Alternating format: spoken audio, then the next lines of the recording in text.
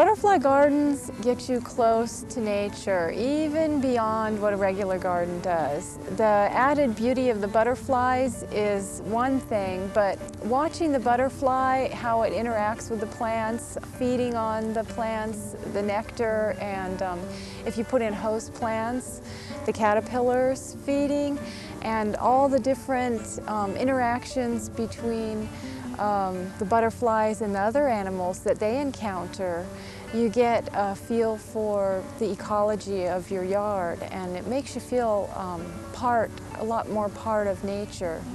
The first time you see a butterfly come out, your life has changed. It's never going to be the same, because in less than 2 weeks, a caterpillar has become a butterfly, and it's phenomenal.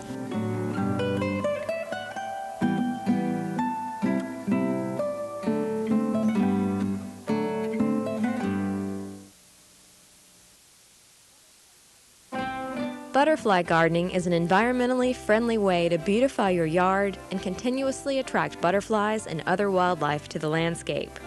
Florida is a haven for butterfly gardeners because the warm climate welcomes butterflies year-round. This video will give you an introduction to the butterfly life cycle, explain the components of a butterfly garden, and show examples of butterfly gardens that will fit any landscape. Your guide to butterfly gardening is Jarrett Daniels, an avid lepidopterist who has raised butterflies since high school. Jarrett has worked on the ecology and conservation of several endangered and threatened butterfly species in Florida and the Caribbean, including the shell swallowtail. Let's get started with an introduction to the life of the butterfly. There are 4 stages in the butterfly life cycle: egg, caterpillar or larva, chrysalis, also called pupa, and adult. Depending on the species, female butterflies may deposit their eggs one by one, in small groups, or in large clusters, on or near host plants. Host plants, also called larval food plants, are specific plants containing the right kind of nutrients to support developing larvae, which will hatch from their eggs within a few days. After they've hatched, the young larvae begin feeding immediately. They have enormous appetites and will grow at an astonishing rate.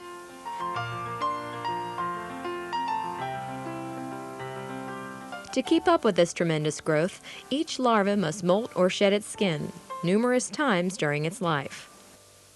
Many larvae are as interesting and beautiful as the adult butterflies they will eventually become, while others are like an ugly duckling that turns into a swan. Once fully grown, the larva stops eating and typically crawls off the host plant to find a secure and protected location. The larva attaches itself to a branch, leaf, or other surface by spinning silk. After a short rest, the larva molts for the last time to reveal the pupa or chrysalis. Depending on the time of year and the species, the pupal stage may last from a few weeks to over a year. When environmental conditions are just right, the pupa splits open and a beautiful new adult butterfly emerges. It hangs from a secure location and pumps fluid through the veins in each wing in order to expand them.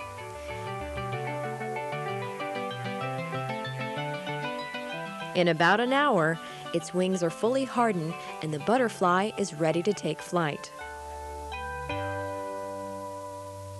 Once you see your first egg and it hatches, and then you see a caterpillar and it develops, and you can watch it grow over approximately 2-week period, and then a chrysalis, and then in another 2 weeks comes a butterfly.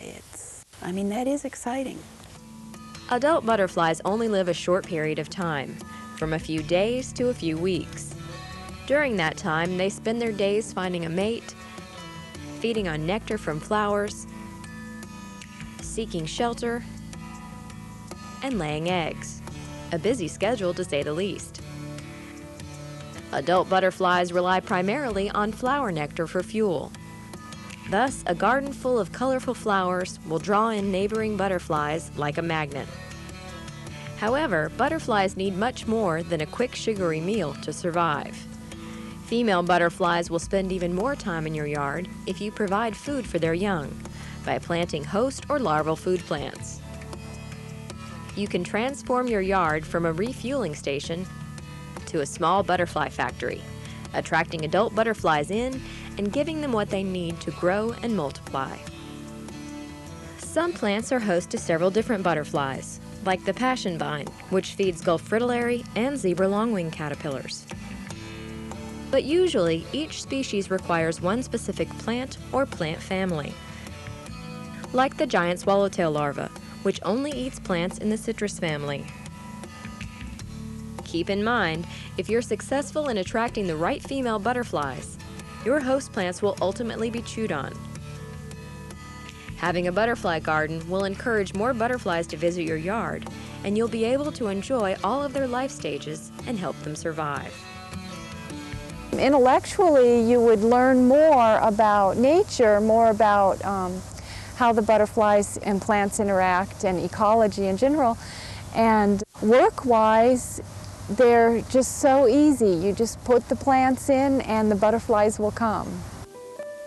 With over 100 species of butterflies in Florida, you won't be able to attract them all, so you'll need to pick a few that you're interested in and plan your garden accordingly.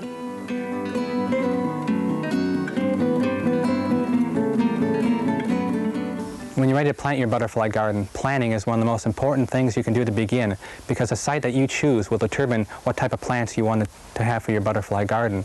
We're here with the homeowner. This is Barbie Rainwater. Barbie, what do you want to get out of your butterfly garden? I've noticed butterflies flying around in the neighborhood, and I like to be able to attract them to my yard to keep them a little bit longer so I can watch them from my front window.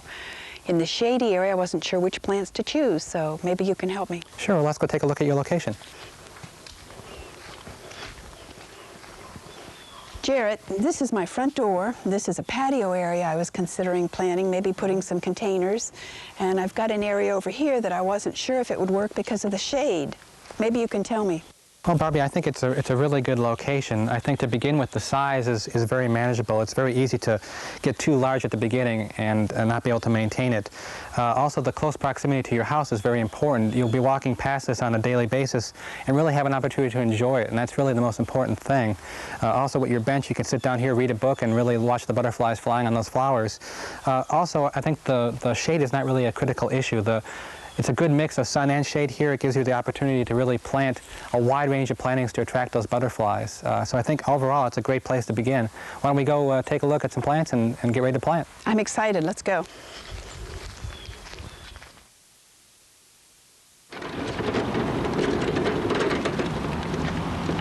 You should get one of these here. There are so many wonderful butterfly gardening plants on the market today that the homeowner really has a wide variety of plants to choose from. In fact, most retail garden centers are actually labeling their butterfly attracting plants, so it makes it very easy for the homeowner to go and pick out the plants that they want for their home garden. When picking out a plant, there are three major things to keep in mind. First of all, when you purchase a plant, remember that this plant will eventually grow in size, so you do not want to plan your garden around the size of the plant at purchase. This fire spike, for example, will eventually reach the size of 2 to 3 feet like this in only 2 to 3 weeks. So it grows very, very rapidly, so you want to plan your landscape around the eventual size of the plant. Secondly, when purchasing a plant, always keep a good eye to take a look at and see if there are any pests on the plant when you purchase it. You do not want to introduce a new pest into your garden, like these aphids on milkweed. You always want to carefully look over your plants before you purchase them. This is another milkweed plant, and you can see that it is very much free of aphids. So this would be a very good plant to select for your home garden. Another thing you want to keep in mind when selecting a plant is make sure that the plant itself is very good form. You do not want to select a plant that is very leggy like this. This will not look good in your home landscape, it will not grow very well, and it won't be nearly as attractive to the butterflies. Really getting a good selection of nectar sources for your garden. One thing I do think we do need, however, is to have a couple host plants in your garden. This is a milkweed plant. This will be good for the monarch butterfly. You might want to pick out a few parsley plants and maybe a few fennel plants. These are great hosts for the black swallowtail butterfly. Now that's what the butterflies will lay their eggs on. Exactly. And in a little while, once they lay their eggs, you'll have big fat caterpillars eating down these plants. So that'll be really great for the garden. You get to see the caterpillars and then they'll turn into a beautiful butterfly for you. Wonderful. So we'll grab a couple of these and we'll be set to go. For any beginning gardener, I'd recommend at least 5 adult nectar sources and 3 larval host plants to get started. The adult nectar sources would be pentas, lantana, firebush, porterweed, and salvia.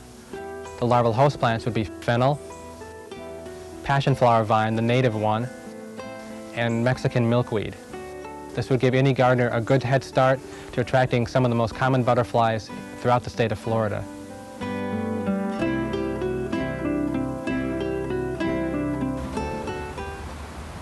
We just brought all our plants back from the nursery, Barbie, and I've kind of laid them out in the garden just to give you an idea of what I hope your garden will look like once it's fully mature. Some basic things that I did is I put some of the taller plants, like the fire spike, in the back of the border. They'll get quite large eventually, and I don't want them obscuring the lower plants in the front of the border. Also, I've tried to group some of the plants, like the pentas, over along the sidewalk there, because if one plant doesn't do particularly well, another plant will take over for it, and it'll just keep that good effect looking in your garden. Explain to me again the difference between the host plant and the nectar plants. Well, the nectar sources will actually bring in the adult butterflies. They'll attract them to your garden, but they won't keep them in your garden. The larval host plants will bring the female butterflies into your yard. They'll lay eggs on these larval host plants. The small little tiny eggs will eventually hatch into caterpillars, which eventually will turn into adult butterflies. And so, in actuality, the larval host plants will make your garden a small little butterfly factory, which will produce butterflies day after day and year after year, which I think is really what you want. You don't want to just bring them into your yard, you want to keep them in your yard. Let's get started planting. Great, let's go ahead.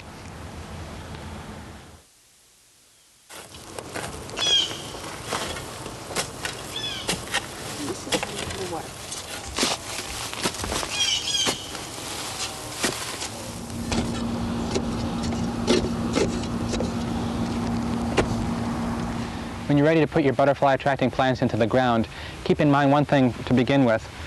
The size of the plant will dictate where in the landscape it should go. This is a firebush, and while it may look small right now, it'll eventually get quite large. So this plant should be put in the back of the border.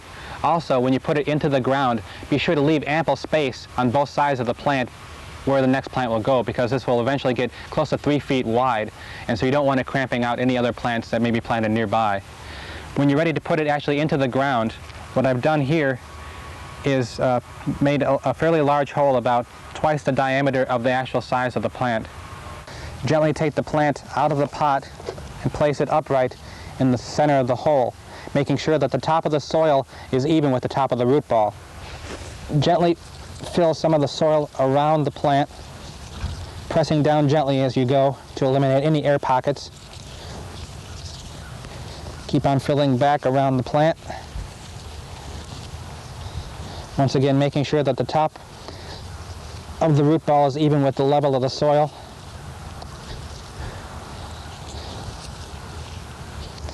Keep on pressing down gently, and you're ready to move on to the next plant.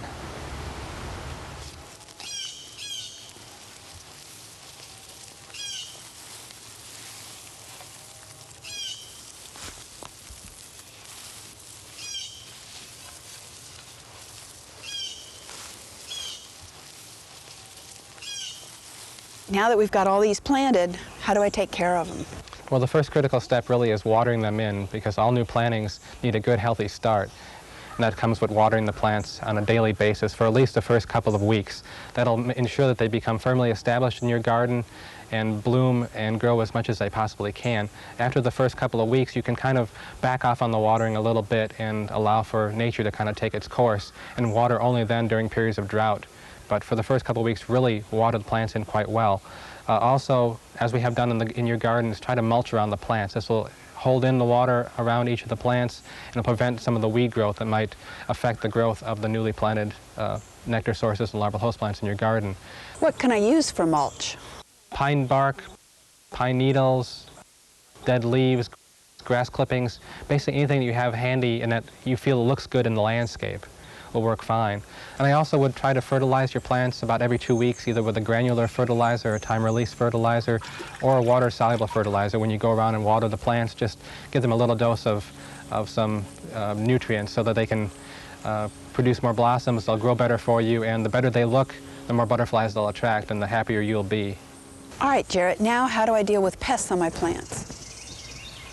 Well, the most important thing to keep in mind is that you're going to have some plants in your garden, the larval host plants, which will be naturally eaten down by the butterfly caterpillars. That's fine. If you have pest outbreaks in other parts of your garden, always treat it on a localized basis, on a plant-by-plant basis. You can either trim off the affected branches, you can apply insecticidal soap to the affected branches, or you can treat with an insecticide on a plant-by-plant basis throughout your garden. Never ever spray the entire garden, because that'll only kill the butterflies and the butterfly caterpillars that you have existing in your garden. Barbie Rainwater's new butterfly garden covers a nicely sized area of her yard. But what can you do if you don't have that much space? Think small. A lot of people don't have a lot of space to devote to butterfly gardening, but here's one idea that everyone can use. Just take a rectangular planter box and put one type of verbena at one end. This is homestead verbena. Another type of verbena at the other end, and these drape over the side. And then put one of the sages, either a white or a pink sage, in the middle for height. Water it every day, fertilize it once a week, and you're guaranteed to attract butterflies. Container gardens can easily transform any small area into a site for butterflies. Here's another example to help get you started. I've chosen 4 adult nectar sources and larval host plants for this container garden. The Mexican milkweed is the only larval host plants I've picked. And you want to approach the design for any container garden much the same way you would approach a flower arrangement. You want to put the higher, taller plants in the back of the container and the smaller weepy plants around the outside, so you have visibility of all the plants you want to include in the container garden. To begin with, I'm going to put the Mexican milkweed, the tallest plant, in the back of the container. I'm just going to set them in before I put the dirt around them, just to see how they will look in the container. The second plant I'm going to be including is firebush. Putting the firebush next to the Mexican milkweed.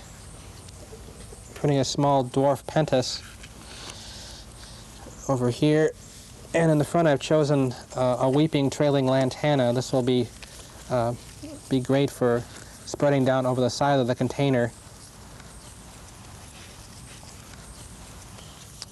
This will be the approximate look of the container, and I'm just going to backfill around all the plants with some good topsoil. You want to make sure that the dirt level is about 1 inch below the lip of the container. This will allow for the water to be held in and will just make it look a little bit neater for the patio. I'm just backfilling around all the plants with some good soil. Make sure to press it in, make sure to eliminate any of the air pockets that may have occurred.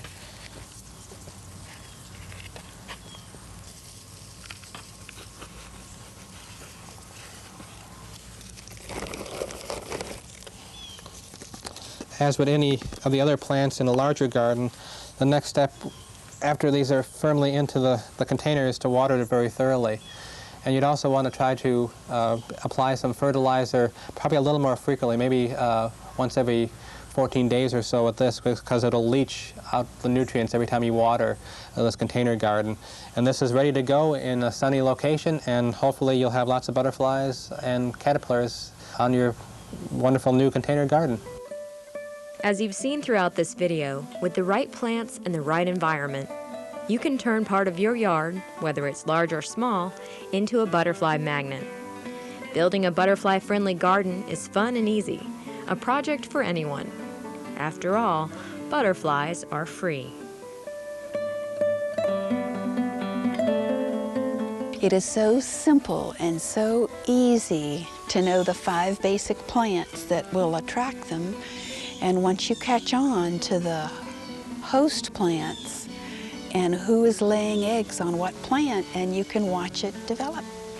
People once again are beginning to garden and beginning to get interested in nature.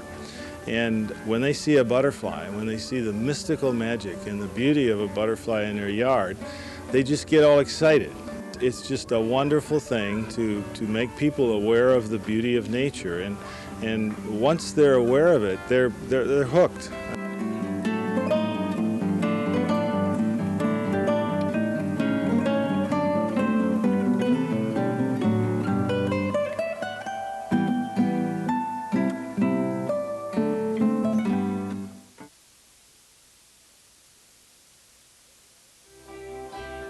This video, as well as the companion book, Your Florida Guide to Butterfly Gardening, A Guide for the Deep South by Jarrett Daniels, can be purchased from the IFAS Extension bookstore by calling 1-800-226-1764.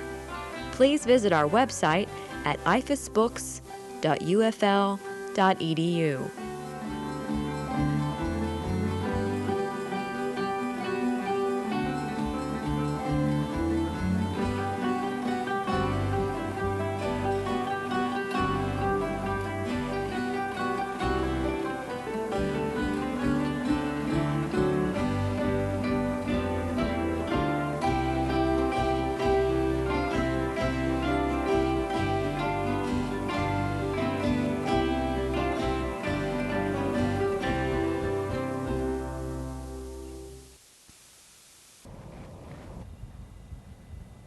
Hi, I'm Bob Hockmeath, Multi-County Extension Agent, North Florida Research and Education Center, Swanee Valley. Welcome to the University of Florida's wonderful world of hydroponics.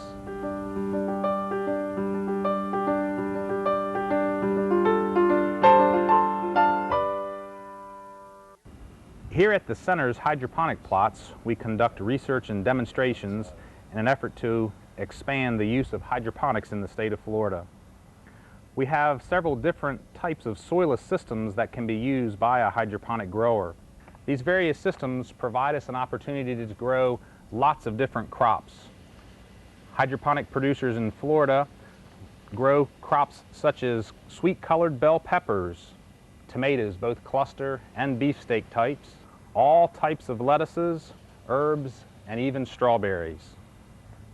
The hydroponic practices oftentimes are very simple, utilize very little space, and it's no wonder that folks are starting to own their small hydroponic plots to grow vegetables and plants all over the state.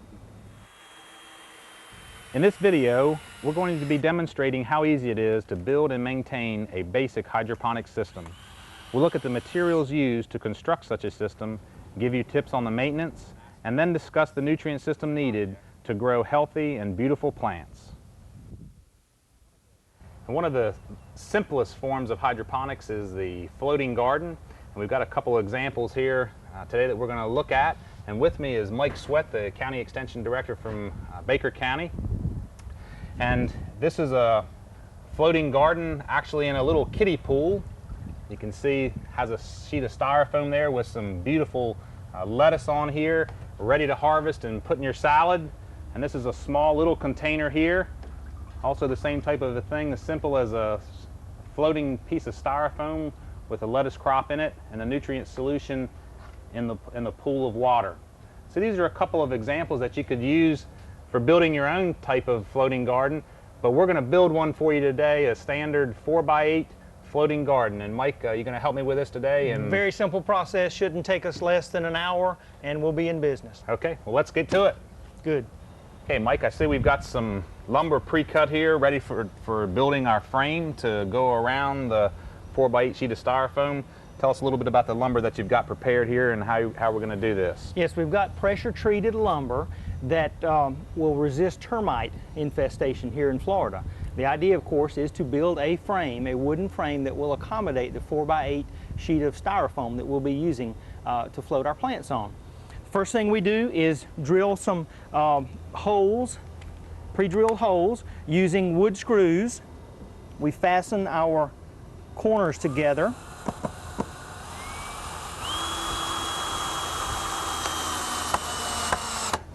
It's really important to remember in site selection and locating your water garden, you need to remember and have a level site, as level as possible. It is free of debris, clean, no rocks, limbs, grass roots, that type thing. We've got ground cover, regular nursery ground cover on the the floor today. However, you could use a piece of old carpet, linoleum, or just a couple of layers of plastic to keep from puncturing the plastic that we'll use to hold our nutrient solution. And Mike, I see we're going to be building this one inside one of our greenhouses here at the center, but it doesn't have to be inside a greenhouse. These floating gardens would work very well outdoors, depending on the crop. Really, if it's a lettuce crop like is very popular in these floating systems, that certainly could be grown outside without a greenhouse. So let's go ahead and finish our framing here. You know, to make the wood screws go in a little easier, you could take and apply liquid soap, a couple of drops to the wood screw before putting it in the wood. It just makes it go in a lot easier. The other thing, we're using here 2x8 lumber on the sides and 2x10 lumber on the ends. What we're trying to do is have a bed that would be at least 6 inches deep with nutrient solution. And then of course the ends are a little higher to keep the styrofoam bed from floating off. So that's our purpose there in having the larger lumber. The next step involves squaring and leveling the frame we have constructed. Mike, one of the easiest ways for us to square up this frame is to use the template of the piece of styrofoam that we're going to use. Make sure that it fits in there, and I think in this situation we're in pretty good shape. If it was a little bit off, you can always adjust it by moving the frame to get it squared. And so we've got a little bit of extra space around the edges here so that when we fill it with water it's going to be able to float. So we're in pretty good shape with the square. Why don't you check the level? To check the level, you can place a level on the sides. Looks like we're in real good shape here, and also on the ends. Mike, the next thing we want to do is to put our plastic over top of the frame and get ready to put the solution in the frame. We're using a clear 6mm poly cover here. These are type of plastic is readily available at almost any of the home garden centers and that type of thing around. The 6mm indicates the thickness of the plastic. Right. The 6mm is a very durable plastic, very thick, and will work really well in this kind of a system. The thing we want to remind folks to remember in purchasing this plastic is that the thickness means that we want to be able to use it for a number of years, and the 6mm plastic will serve us in that purpose. The other thing in the site selection, we want to make sure that the site is not going to have a bunch of gravel and sticks and rocks underneath it, and the 6mm will tolerate a little bit of that, but not a lot. So we lay it out. We've got plenty of extra here. We begin to form it on the inside of our frame. And Mike, you've got some battens there that we're going to sort of fasten it to the frame. Yeah, we begin any type of wooden battens. These were some stakes that we had available.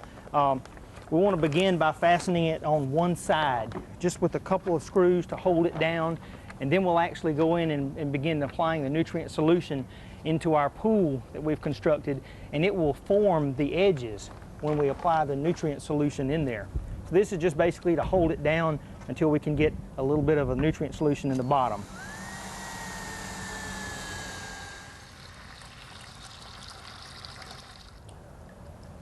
Okay, we're now ready to begin mixing and measuring our nutrient solution. And Mike, this is probably one of the most important aspects of this project, and fortunately we've got some products available to us that make it relatively easy. There's several complete fertilizer materials that are available locally, and in this case we're probably going to choose to use this Peters 20-20-20 professional material this morning, and it has all of the micronutrients in it, and that's very, very important, because in these floating gardens there is no soil to supply any of those micronutrients, so we've got to be able to supply them entirely with a fertilizer that we're going to be adding to the floating garden. So we're going to use the Peters 20-20-20 with micronutrients, and then we've also found for the majority of the crops that we grow here that a little bit of additional magnesium sulfate, which is Epsom salts and also readily available, is very beneficial to add to the floating garden. So what we're going to do is mix up a solution here that's going to have 2 teaspoons per gallon of the 20-20-20, and 1 teaspoon per gallon of the Epsom salt. So if we want to begin, if you want to begin measuring those in, that'll work for us. This particular mixture has worked really well for a wide variety of our vegetable crops that we'd like to grow in these floating gardens. So whether it's lettuce or other leafy green vegetables, this combination has worked on a wide range of crops that we can grow in these floating gardens. If you'll remember, we fastened the batten only to one side to hold the plastic in. This was enable us to mix our nutrient solution and begin pouring it in so that the liquid, the weight of the liquid, would actually preform the bottom of our form here. So let's go ahead and begin applying our nutrient solution.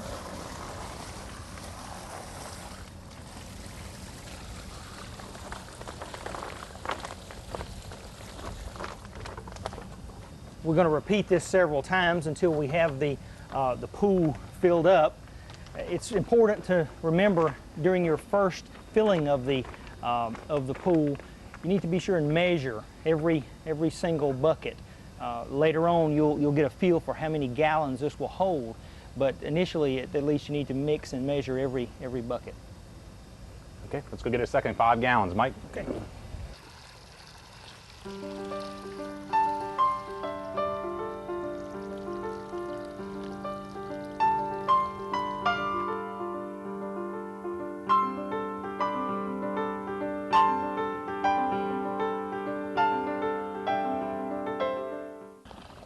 Okay, Mike, that finishes up the nutrient solution, gives us about 100 gallons in this particular float system. That's a good amount of nutrient solution. We want to finish up the battens now, and I want to be kind of careful here on the corners that we make sure that we take care of all the extra gathering of the plastic here so that the styrofoam piece will fit down nicely with plenty of freedom of movement inside the corners there. So go ahead and let's batten this one down.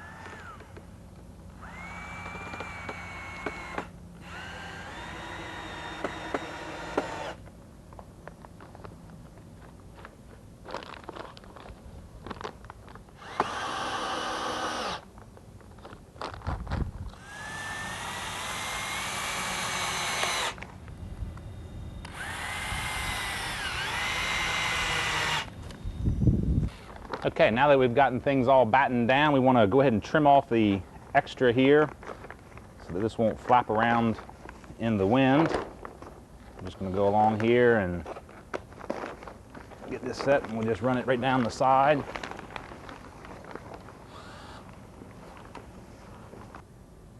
We're now ready to begin measuring and drilling our holes to support our plants for the water garden. What we found best that works here at the Research Center is a configuration of 6 inches from the outside of the styrofoam and then 12 inches between the plants. This spacing will work real good for most of the crops that we're going to be growing here. Once you have your spacing marked off with a styrofoam pin or something, we're ready to begin drilling. We're using a 2.5-inch hole saw. The reason that we use a 2.5-inch hole saw is that the pots that we're going to use fit perfectly in the hole that has been drilled. So if you're using a different size pot, you need to adjust your size of your hole saw. Styrofoam cuts really easy. It's a little dusty, and if the dust bothers you, then you need to consider wearing a dust mask. Okay, that's the last of our 32 holes.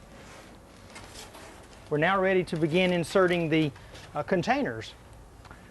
Okay, and Mike, we have been using these nice plastic mesh pots that are available at many of the hydroponic supplier companies, mail order catalog type places across the country, and they work really well. They fit exactly into this 2.5-inch hole that we have pre-drilled here, and the important aspect of this fit is that the bottom of the plastic cup protrudes through just a little bit, maybe a 1/16 of an inch, so that it actually allows the plant to sit into the water, the pool of water of nutrient solution under the styrofoam sheet.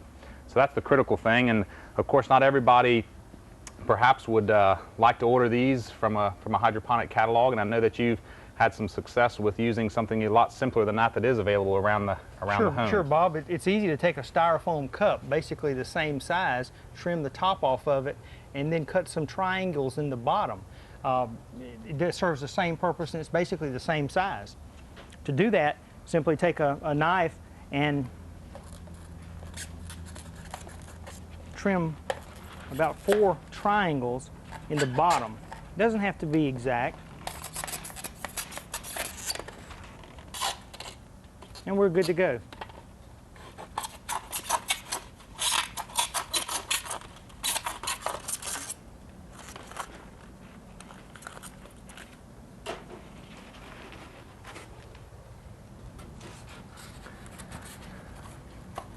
Okay, so Mike, in our case, we've got an inch and a half thick styrofoam sheet here, and either the styrofoam cup or the plastic cup fits through just so the bottom of it barely protrudes through the styrofoam sheet.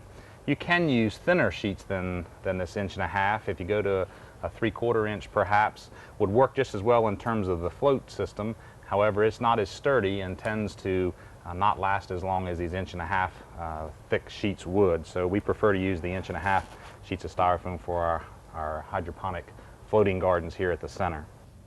One good way to check the depth to make sure you have them level with the bottom and extending no more than an 1/8 of an inch is to have it on a flat surface and just put your pot in level with the bottom of the styrofoam. Okay, looks like we're ready to move into our floating water garden.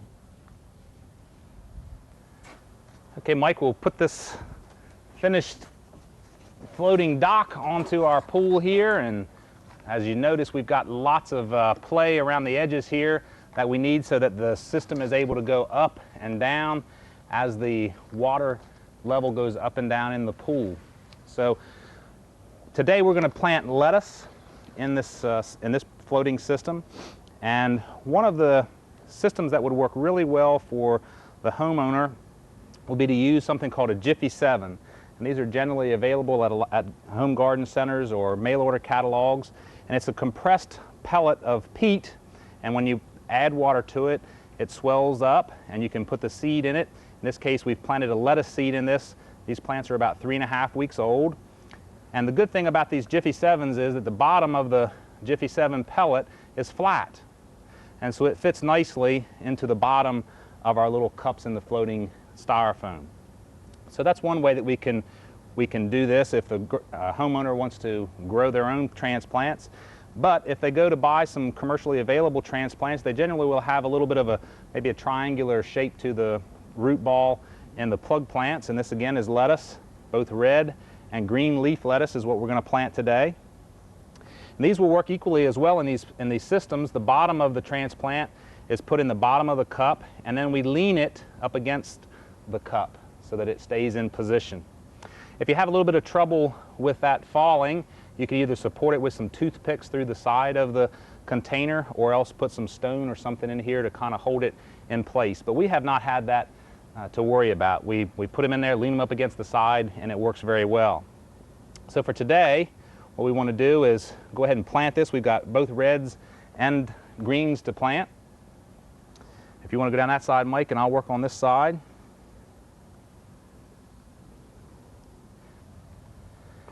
Okay, so we've now finished planting our floating garden here at the center. We've got 32 lettuce plants planted, and you can see that it's a very easy process to construct and plant one of these floating gardens on your own, in your own backyard, on your patio, or in your garden. All of the materials and supplies that we use in these floating gardens are readily available at your local garden centers in your own communities. And on average, the total cost of building and planting one of these floating gardens is going to be in the range of $40 to $45. And of course, much of that can be reused, many gardens, many crops in the future. So now that we've got this planted, you'll be amazed how quickly and fast these crops will grow in this floating garden, and you'll be amazed what this would look like in just a couple of weeks. Let's review the steps involved in building our water garden. Okay, the first thing we did was to choose a good level site. We constructed our frame with treated lumber. We leveled and squared the frame. We used 6 mil poly to line our frame. measured the fertilizer and water, and filled our line frame. Then we attached the battens to secure the poly. We drilled 32 2.5-inch holes in the styrofoam sheet. We placed our cups in the holes and planted our lettuce. As you can see, this is a very easy method of constructing a floating water garden. Wishing you the best of luck, this is Mike Sweat from the Baker County Extension Office. And Bob Hockmuth from the North Florida Research and Education Center wishing you happy floating gardens.